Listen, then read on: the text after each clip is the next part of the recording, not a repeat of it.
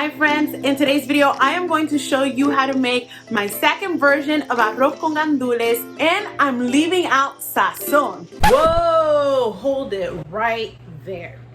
What do you mean you're going to make arroz con gandules without sazon? Are you out of your mind? Yeah, I'm not using sazon. You're Puerto Rican, remember? You're supposed to use sazon on everything you cook. It's simply not done. What do you mean it's simply not done?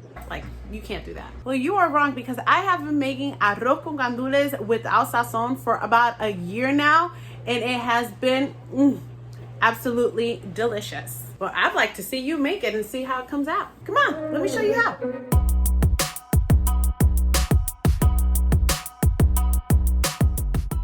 First thing we're going to need is a pot. I'm going to be making 6 cups, so this is going to be a bigger pot than the one I usually use. We're going to put our heat up to a medium high, and I'm adding in about 2/3 of a kielbasa. Feel free to use whatever meat of your choice. You can use ham, you can use hot dogs, you can use bacon, you can even use sausage, so whichever you prefer.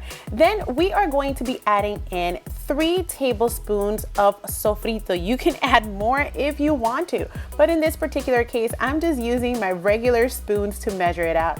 3 spoonsful of those, and we are then going to mix it in all together. Next, let's add our 1 can of tomato sauce, and we're going to combine once again all of these flavors together. We're then going to use 1 teaspoon of turmeric and 1 teaspoon of paprika. So remember, I'm not using sazon in this, so I'm creating my own little cooking base here, my own little seasoning, and this is going to give it that beautiful bright orange color that arroz con gandules typically has. Give everything one final mixing, then we're just going to let it sit there for a couple of minutes and simmer and let everything release all its delicious flavor.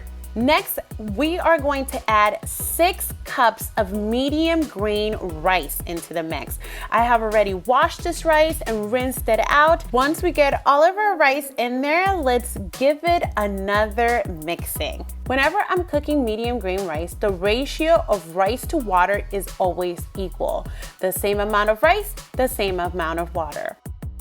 Then I took a little bit of garlic that I had, a couple garlic cloves that I had sliced, and I added it in there as well. You can just simply use minced garlic. And finally, I am adding in 2 tablespoons of adobo.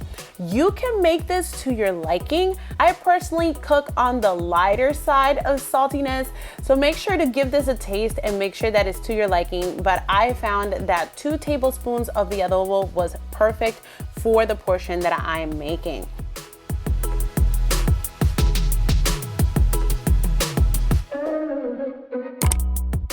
I personally like keeping the juice that comes in with the gandules. I like it. I know that some people don't like it. So this is a preference thing. If you want to add your gandules in there with the juice, go for it. I personally love that taste. But if you are one of those people that doesn't like the taste that it has, go ahead and drain them out beforehand.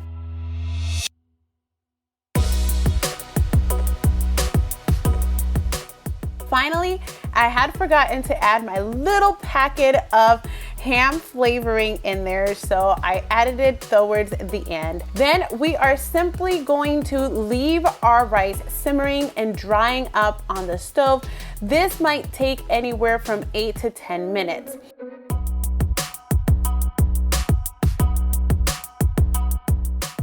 Once our rice starts looking like this, that is almost dried up, we're going to take our spoon and we're going to give everything one final mixing. Make sure that all the flavors are equally distributed. We're then going to place the lid on top of our pot, and we're turning the stove down to low, the lowest that it will go. We're then going to set a timer for 20 minutes, and we're going to walk away and let the rice do its thing. After 20 minutes have gone by, we're going to open it, and you are going to see that this amazing rice, full of flavor and wonderful color, is cooked to perfection.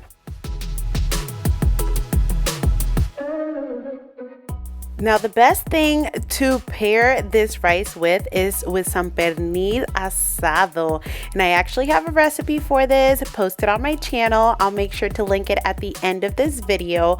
But it is just full of flavor, delicious, and you make it in the oven. My husband actually made this one and it was finger licking good. Now it's time to enjoy this meal. Serve it up with a side of pork, and I'm adding some fresh salad to the side. If you enjoyed this recipe, go ahead and check out my Puerto Rican recipe playlist and my video on how to make pernil. Thank you so much for watching, and I'll see you next time. Bye!